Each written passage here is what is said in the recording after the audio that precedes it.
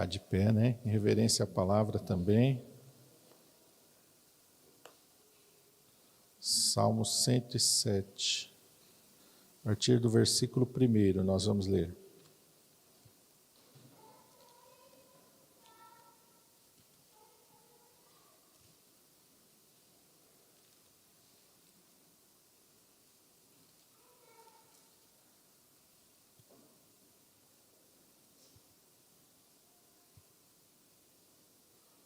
Todos acharam? Amém? Quero ler com os irmãos a partir do versículo 1. Está escrito assim: Louvai ao Senhor porque Ele é bom, porque a sua benignidade é para sempre. Digam-no os remidos do Senhor, os que remiu da mão do inimigo, e os que congregou das terras do Oriente, do Ocidente, do Norte e do Sul. Andaram desgarrados pelo deserto, por caminhos solitários. Não acharam cidade que habitassem. Famintos e sedentos, a sua alma neles desfalecia. E clamaram ao Senhor na sua angústia, e Ele os livrou das suas necessidades. E os levou por o caminho direito, para irem à cidade que deviam habitar. Louvem ao Senhor pela sua bondade e pelas suas maravilhas, para com os filhos dos homens. Pois fartou a alma sedenta, e encheu de bens a alma faminta, tal como a que se assenta nas trevas e sombra de morte, presa em aflição e em ferro, como se rebelaram contra as palavras de Deus e desprezaram o conselho do Altíssimo. Eis que lhes abateu o coração com trabalho, tropeçaram e não houve quem os ajudasse. Então clamaram ao Senhor na sua angústia, e Ele os livrou das suas necessidades. Tirou-os das trevas e sombra da morte, e quebrou as suas prisões.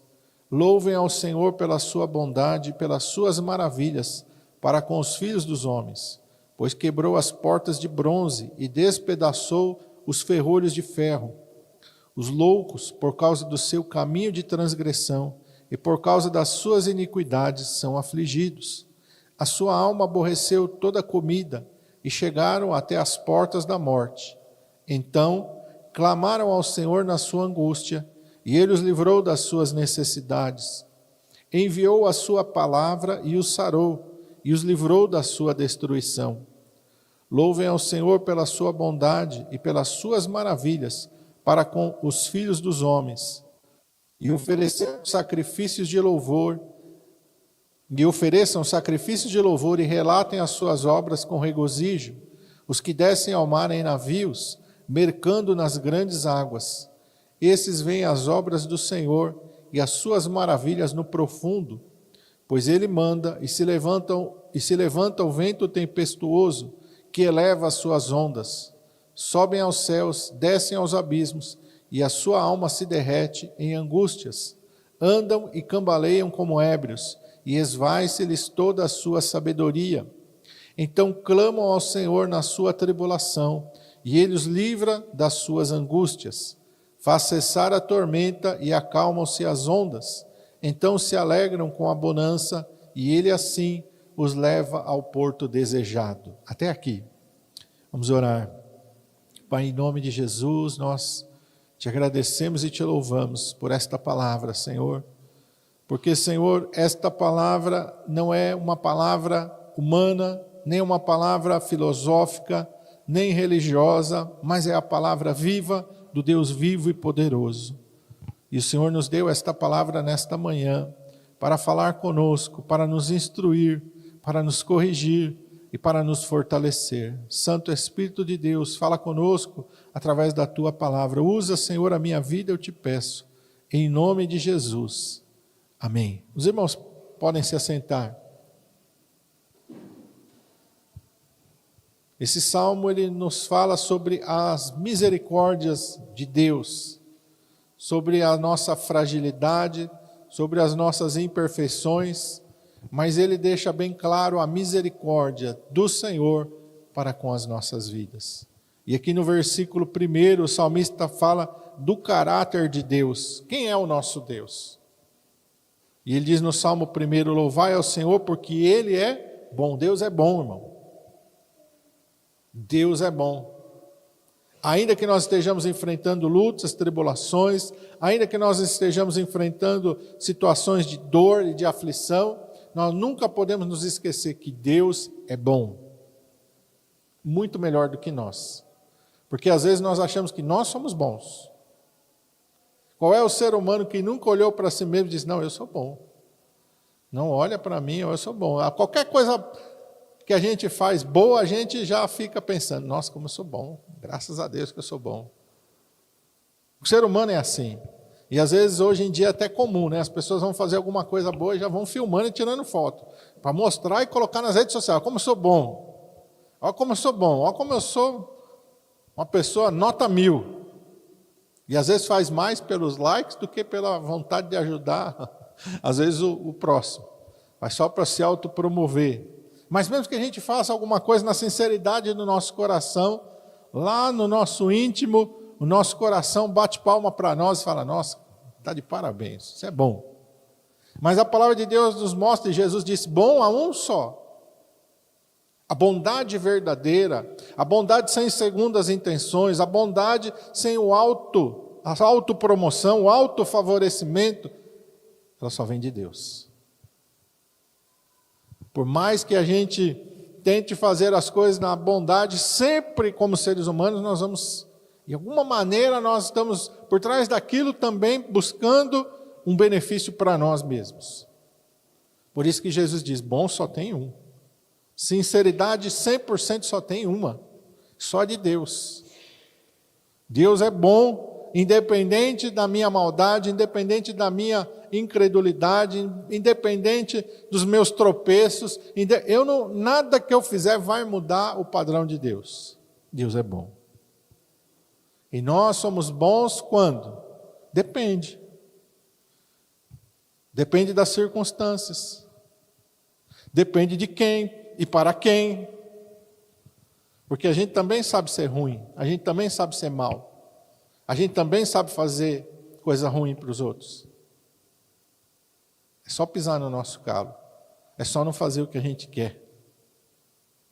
É só, às vezes, a gente ter alguma coisa a mais no nosso plano, no nosso objetivo. A gente põe para fora aquilo que, às vezes, a gente nem mesmo imaginava que estava dentro de nós. Quantas vezes a gente falou coisas que a gente pensou, meu Deus, como que eu fui falar aquilo? Mas na hora do nervoso, mas na hora da pressão, saiu, e a gente fica até admirado às vezes conosco. Por isso que ele fala isso, né? Esse é o caráter de Deus. Deus é bom, e a sua benignidade é para sempre. A sua misericórdia é grande, e esse salmo vai nos mostrar como é grande a misericórdia do Senhor. Como Deus é bom, como Deus é misericordioso, como Deus é gracioso, como Ele é benigno, e a sua benignidade é para sempre. E ele começa aqui a partir do versículo 2, a mostrar como que Deus trabalha para conosco. E ele diz, digam-nos remidos do Senhor, os que remiu da mão do inimigo. Está falando de nós. E fomos comprados, que fomos remidos pelos Senhor, os que congregou das terras do Oriente, do Ocidente, do Norte e do Sul, aqueles que foram alcançados pela graça do Senhor. Podemos dizer, você pode dizer que Deus é bom? Você pode olhar para a sua vida e dizer, Deus é misericordioso? Ou você acha que você merece? Ou você acha que você está fazendo um favor para Deus? Olha, Deus ganhou comigo, viu? Como agora é época de futebol, né? Tem jogador que parece estar fazendo um favor para o seu país de estar lá, né? Ele não está se sentindo honrado por estar vestindo a camisa do país. Ele está fazendo um favor para o país, que se não fosse ele, tem gente que é assim. Mas com Deus, não. Nós não merecíamos, e nós nunca vamos merecer, irmão. Mas mesmo assim o Senhor nos ama. Mas mesmo assim a sua graça nos alcançou. Foi Ele, a obra é dele, não vem de nós. Efésios diz isso.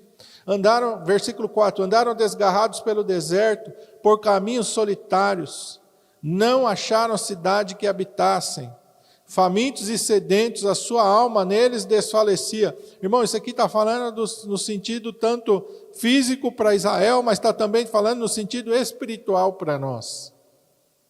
Espiritualmente, o homem pode ter tudo, mas se ele não tiver Jesus, ao mesmo tempo ele não tem nada. Ele pode ser rico das coisas materiais, ao mesmo tempo, espiritualmente, ele é miserável. Como Deus fala lá em Apocalipse, né, para aquela igreja de Laodiceia: eu sou rico, estou farto, eu tenho de tudo, eu não preciso de nada. E Deus diz: não sabes que és desgraçado, pobre, cego, miserável e nu. Então, às vezes, no padrão humano tem tudo, mas espiritualmente não tem nada. E o que isso impacta? Talvez a gente fique pensando: mas o que isso tem a ver? Se aqui no mundo está tudo bem. Essa vida é curta.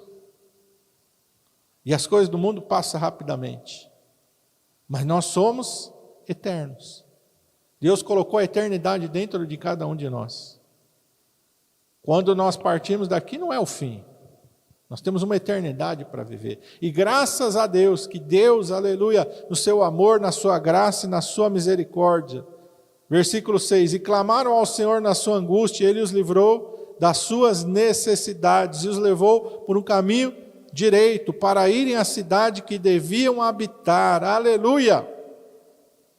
O Senhor nos encontrou, o Senhor nos remiu, o Senhor nos resgatou, o Senhor nos colocou no caminho direito, o caminho da sua palavra, o caminho do seu evangelho, o caminho da sua presença. E esse caminho, aleluia, vai nos levar para onde? Para a cidade que nós devemos habitar. A Nova Jerusalém. Somos cidadãos dos céus. A nossa pátria está no céu, diz a palavra do Senhor. Nós aguardamos o novo céu e uma nova terra. Nós aguardamos a Nova Jerusalém. Nós aguardamos a promessa de Deus. Aleluia! Esse é o caminho que o Senhor colocou a gente. Porque a Bíblia diz que para o homem que não conhece a palavra de Deus, há caminho que parece bom, ele parece que ele está no caminho certo. No caminho do dinheiro, no caminho do sucesso, no caminho das realizações humanas, mas se ele não tem Jesus no seu coração, o final desse caminho é morte eterna, destruição eterna. Mas o final do nosso caminho, aleluia, por mais que a gente enfrente lutas e tribulações aqui, o final do nosso caminho é a presença de Deus, é a glória celestial. É isso que Deus está fazendo com a gente, aleluia, na sua graça e na sua misericórdia. Nós não merecemos, mas Deus não nos ama porque nós merecemos. A Bíblia diz que nós estávamos mortos nos nossos delitos e pecados, inimigos dos concertos, das alianças, das promessas. Não tínhamos nada a ver com Deus, mas Deus, por causa do seu grande amor, da sua misericórdia, Ele nos alcançou.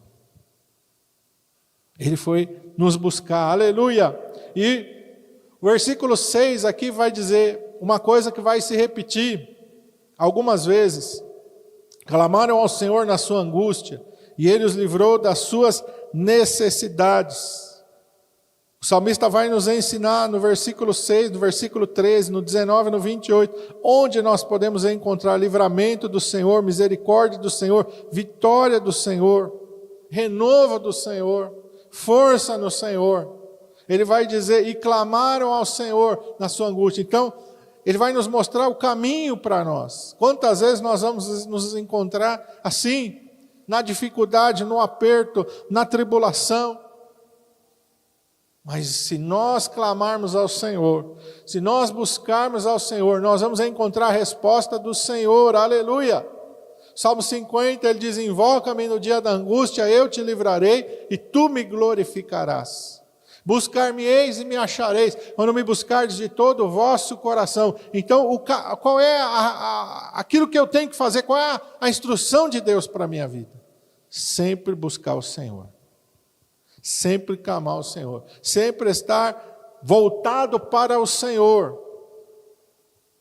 Sempre eu tenho que me lembrar de que eu vou encontrar refúgio no Senhor. Eleva os meus olhos para os montes, de onde me virá o socorro? Às vezes a gente fica imaginando, e eu creio que os irmãos devem ser como eu, às vezes a gente fica pensando, mas se acontecer isso na minha vida, mas se acontecer aquilo, vai ser tão bom, e a gente fica imaginando coisas.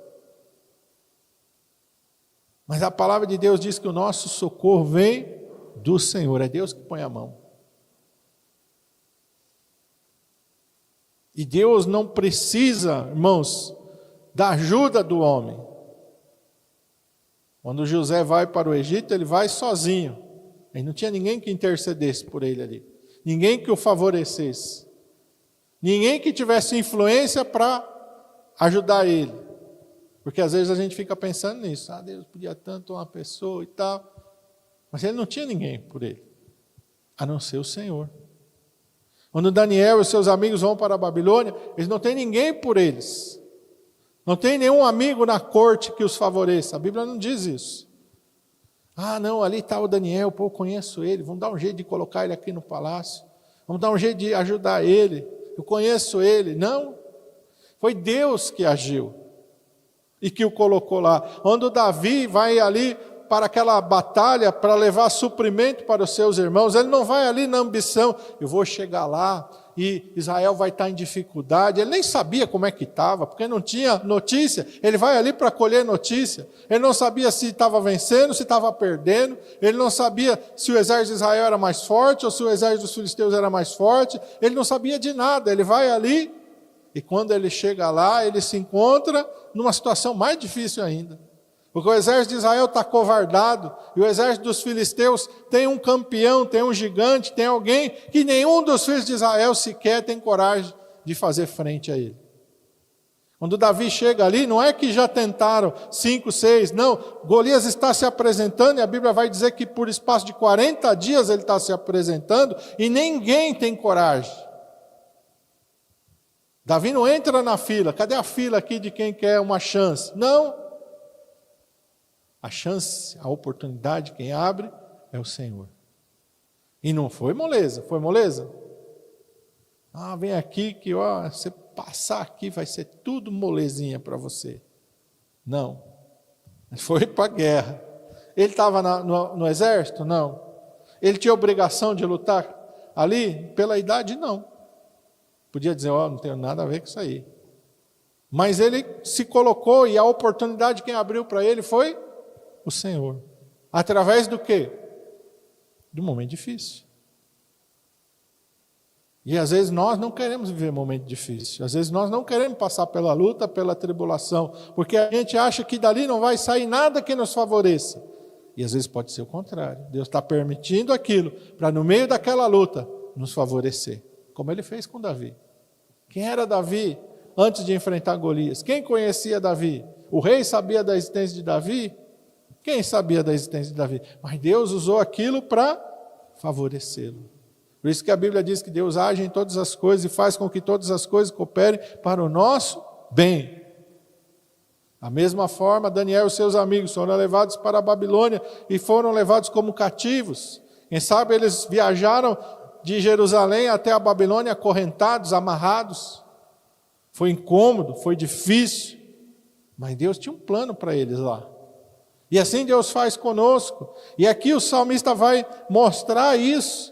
E Deus sempre está trabalhando nas nossas vidas. E Deus sempre vai agir em resposta à nossa oração e ao nosso clamor. Por isso você vai ver no versículo 6, no 13, no 19, no 28, repetindo-se as mesmas coisas. Então, clamaram ao Senhor na sua tribulação. E Ele os livrou das suas angústias. Então, o momento da tribulação, o momento da dificuldade, não é para mim me afastar de Deus, é para mim me aproximar de Deus. Não é para mim virar as costas para Deus, é para mim me prostrar aos seus pés.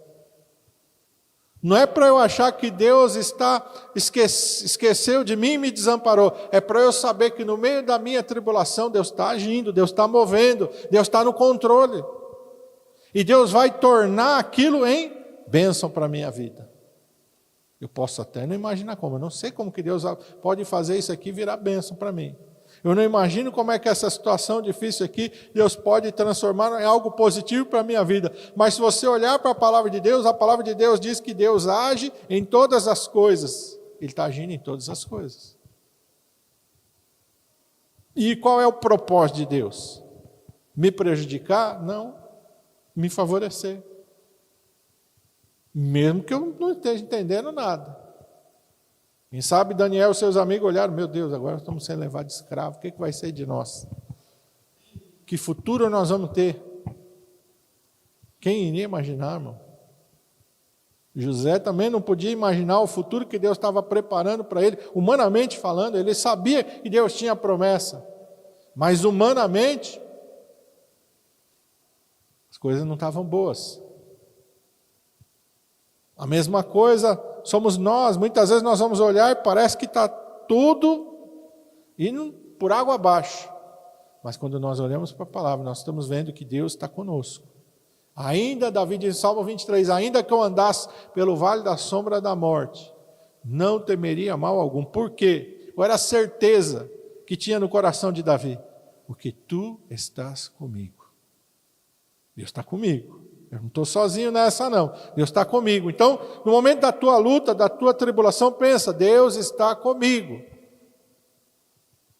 E Deus está comigo para quê? Para ficar olhando eu sofrer? Não. Deus está comigo para me conduzir e garantir que eu vou sair lá do outro lado com bênção e com vitória.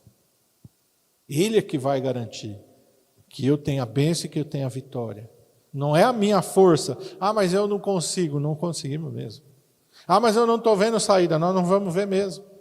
Ah, mas eu não vejo solução. Nós não vamos ver mesmo, porque nós somos limitados, irmãos. Nós não sabemos nada a respeito de nada.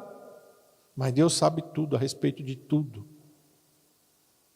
Deus não está olhando para ver o que vai acontecer, não está torcendo para dar certo as coisas na nossa vida. Deus já sabe que vai dar certo, porque Ele planejou que desse certo.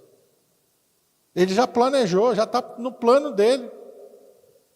Quando o Apocalipse é revelado para João, ele não está só revelando uma coisa lá, ele já sabe o nosso futuro, ele sabe o teu futuro. Ele sabe o que ele vai fazer na minha vida e na tua vida amanhã, hoje.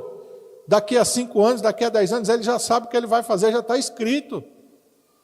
Já está preparado por ele. Ele não está apostando, não está jogando dado para ver, torcendo, vamos, e se o André fizer as coisas, mas não, ele já sabe, irmão. Ele já sabe como eu vou responder à luta, à aflição e à tribulação. Ele já sabe como eu vou reagir, ele já sabe tudo. Não é um determinismo, mas ele conhece. E ele planejou. E ele está com tudo preparado para nos abençoar, meu irmão. Então isso aqui vai nos ensinar. E sempre nós dependemos de Deus. E nós não dependemos de nós mesmos. Aqui, versículo 9, ele vai dizer, fartou a alma sedenta, encheu de bens a alma faminta. Esse é o caráter de Deus, por isso que ele é bom. Né? Ainda que a gente, como que se assenta nas trevas e sombra de morte, preso em aflição e em ferro, nós somos falhos. Ele vai dizer, como se rebelaram contra as palavras de Deus e desprezaram o conselho do Altíssimo, em algum momento nós vamos falhar. E aí Deus vai fazer o quê? Eles abateu o coração com o trabalho, tropeçaram e não houve quem os ajudasse. Deus muitas vezes permite que a gente chegue num beco sem saída, para que a gente entenda que não depende só de nós, depende dele. Que nós dependemos dele. E que se a gente for tentar fazer do nosso jeito, vai terminar de uma maneira ruim. E nós vamos ter que nos voltar para ele. E nós vamos ter que nos humilhar diante da sua mão, aleluia. E aí, clamaram ao Senhor, verso 13, na sua angústia, ele os livrou das suas necessidades, tirou-os das trevas e sombra de morte, e quebrou as suas prisões, quer dizer, entraram na sombra da morte, no verso 10, depois que clamaram ao Senhor, verso 14, tirou-os das trevas e da sombra da morte, ele mudou a sorte, ele mudou a situação. É isso que nós precisamos entender. Deus vai mudar a situação. Deus não está ouvindo a nossa oração e está falando, tudo bem, quem sabe algum dia eu faço alguma coisa por você. Não, Ele está orando e Ele está agindo, ainda que a gente não veja, ainda que a gente não perceba, ainda que a gente não sinta, Ele vai agir e Ele está agindo o tempo todo, aleluia. Os loucos, por causa do seu caminho de transgressão e por causa das suas iniquidades, são afligidos. A sua alma aborreceu toda a comida, chegaram até as portas da morte. Mas mesmo aquele que rejeitou, mesmo aquele que não quis saber, se ele fizer o quê? Clamar ao Senhor na sua angústia, Deus vai fazer o quê? Vai te livrar de todas as suas necessidades. E mesmo que você esteja lá, nas portas da morte, versículo 20, Ele envia a sua palavra e sara e livra da destruição. Depende do que, irmão? Depende de eu clamar, depende de eu me humilhar diante de Deus, depende de eu buscar ao Senhor. Por isso a Bíblia diz que nós não podemos endurecer o nosso coração, nós não podemos nos revoltar contra Deus, nós não podemos virar as costas para o caminho de Deus, para a igreja, nós temos que nos voltar para o Senhor, aleluia, porque sempre o Senhor vai ter algo bom para fazer na nossa vida. Sempre Deus vai ter misericórdia, sempre Deus vai ter graça, sempre Deus vai ter favor, sempre Deus vai ter bênção, nós não vamos esgotar, aleluia.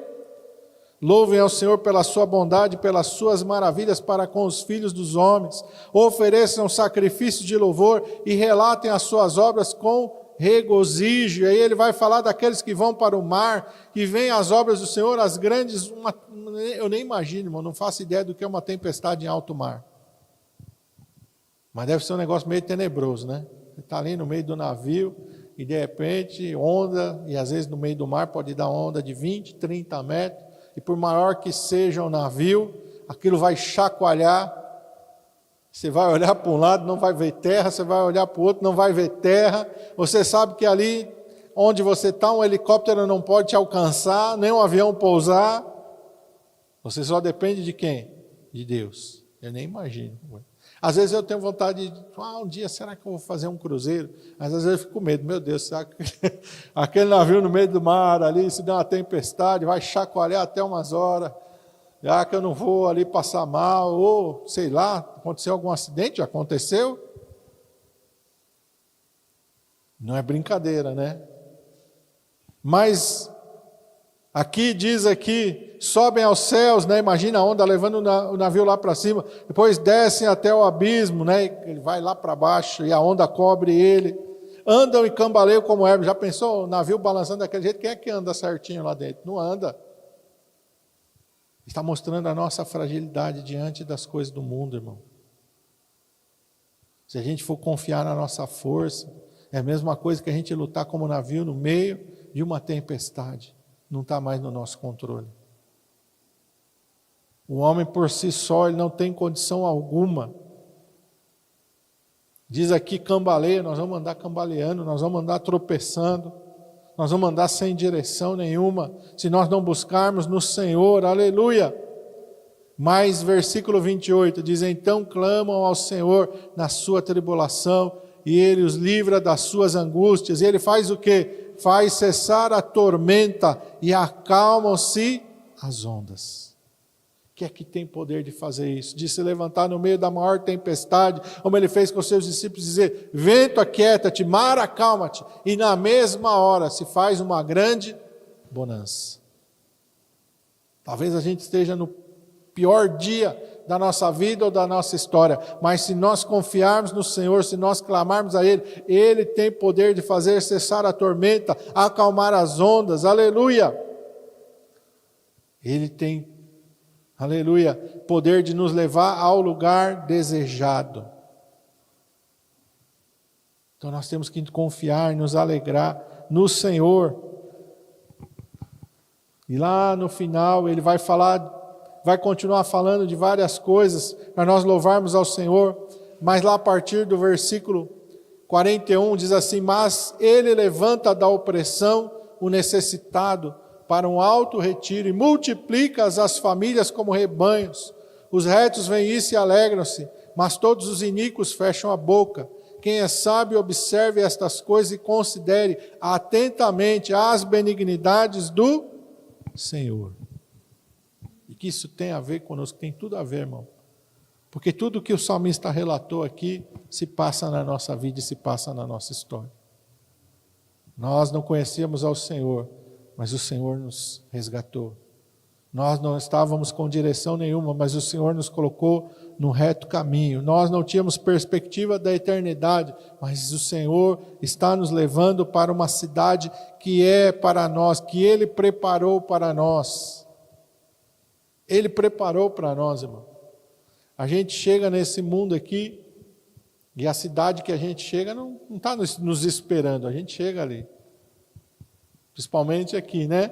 no Brasil, as cidades não se preparam para crescimento, elas vão acontecendo, né? Por isso a gente tem uma infraestrutura aí meio caótica, porque nada foi planejado aqui, foi acontecendo. A população foi aumentando e aí a gente tem problemas de infraestrutura, porque nada daqui foi planejado. Mas Deus já preparou um lugar para nós.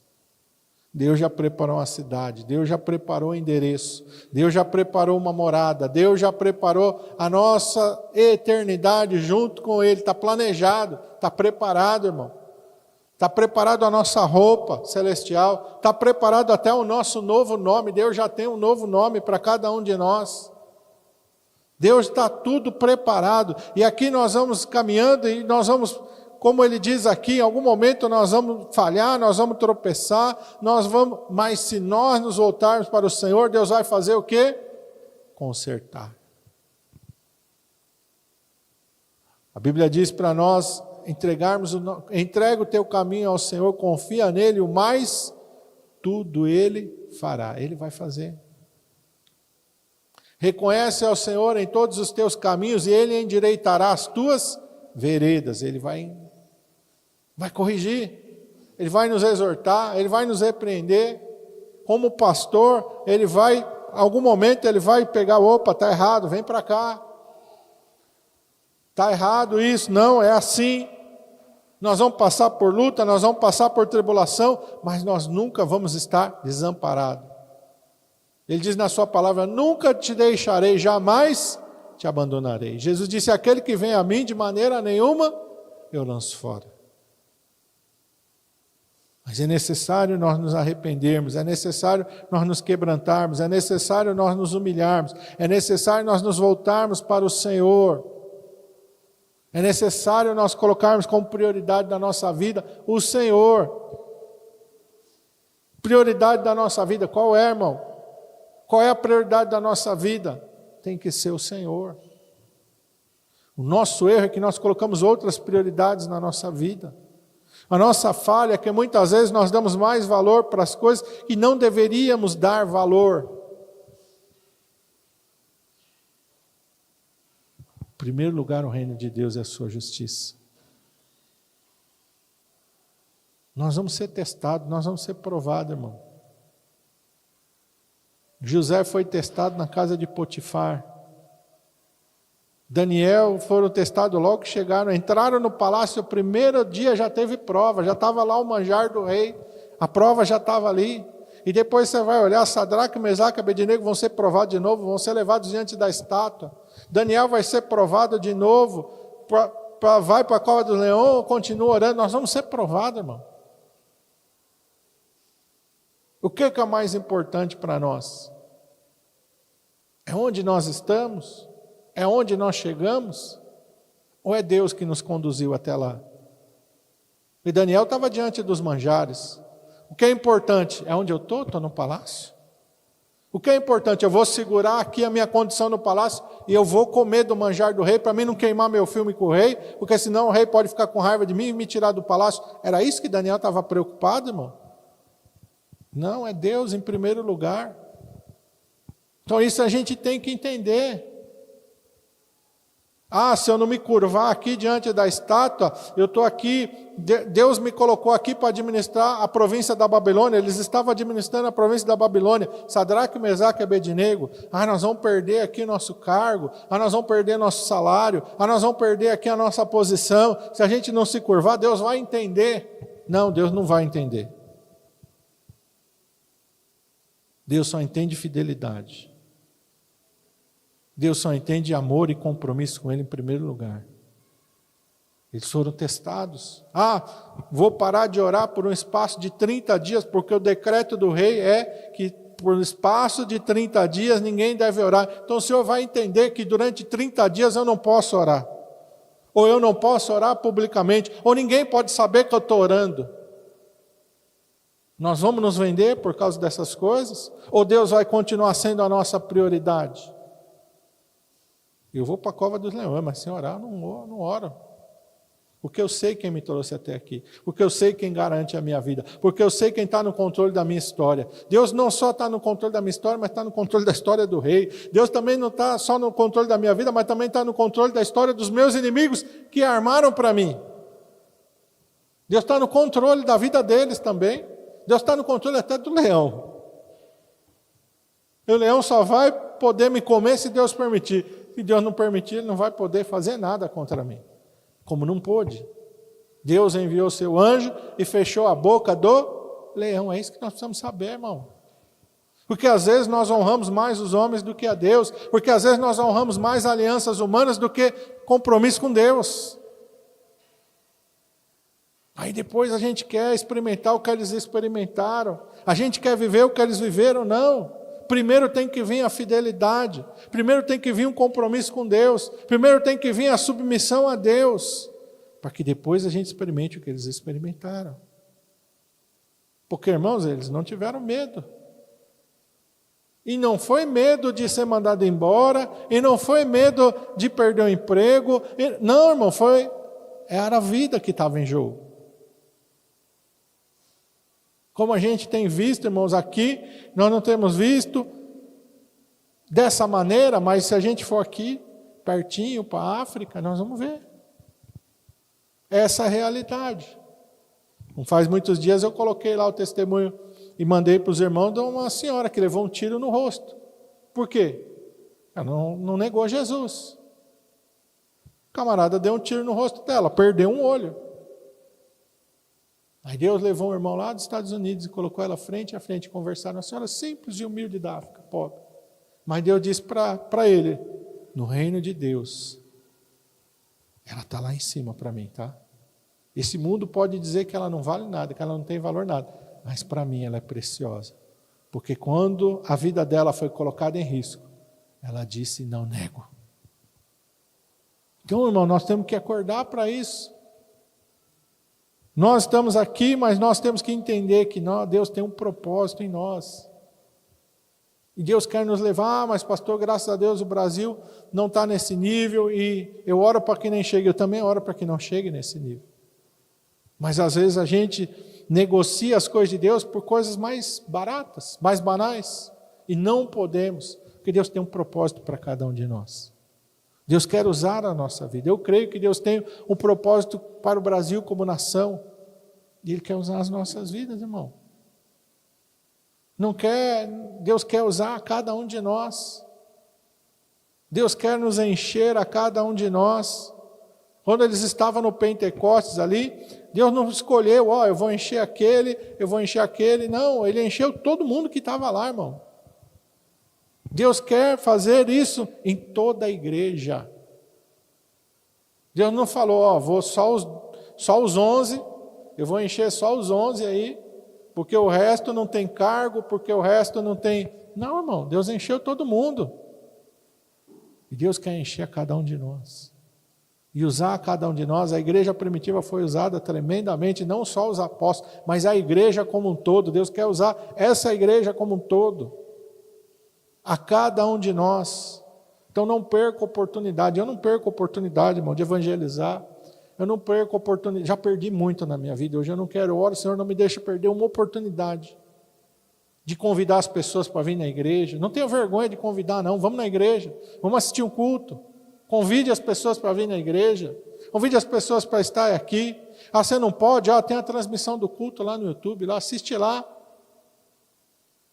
Às vezes tem pessoa que já mandou aqui de outros estados, de outras cidades do Brasil. Essa igreja tem na cidade tal? Não, não tem, irmão. Procura uma igreja aí perto de você, mas nos acompanha, assiste aí. Fica firme, tá? Até de outro país, tem aqui. Não, não tem, irmão, mas fica firme, acompanha. Mas minha igreja é pequena. Não tem isso não. Não tem isso não, irmão. Porque Deus tem falado com a gente aqui, Deus tem ministrado para a gente aqui. E Deus está agindo no nosso meio. Não tenha vergonha não. Sempre que alguém fala alguma coisa, eu falo, vou levar lá na igreja, nós vamos estar orando por você. Quarta-feira é culto de oração, nós vamos estar clamando. Se você puder, assiste lá, você está junto conosco em oração. porque eu sei o propósito que Deus tem. Amém? Deus não está preocupado, irmão, se essa igreja está no centro, se está no bairro, se ela tem 1000 membros, se ela tem 50 membros, se ela tem 20, Deus não está preocupado com isso, não. Deus está preocupado com o quê? Se a gente acredita naquilo que Ele nos fala na sua palavra. Se a gente acredita. Se a gente acredita, a gente não tem vergonha. Se a gente acredita, a gente não tem medo. Se a gente acredita, a gente não fica pensando, mas e se? Não, não é e se, é Deus, o compromisso é de Deus. É Deus que faz, não sou eu. Se eu for falar para as pessoas virem na igreja, porque elas vão ouvir, não. Eu convido as pessoas porque eu sei que aqui Deus fala. Deus usa a minha vida e usa a vida dos irmãos. Deus sempre está agindo e se manifestando. Amém? Então, quando nós olhamos para esse salmo, ele é precioso, porque ele vai nos mostrar as misericórdias do Senhor, vai nos mostrar a graça de Deus e a fidelidade do Senhor. Amém? Vamos agradecer ao Senhor.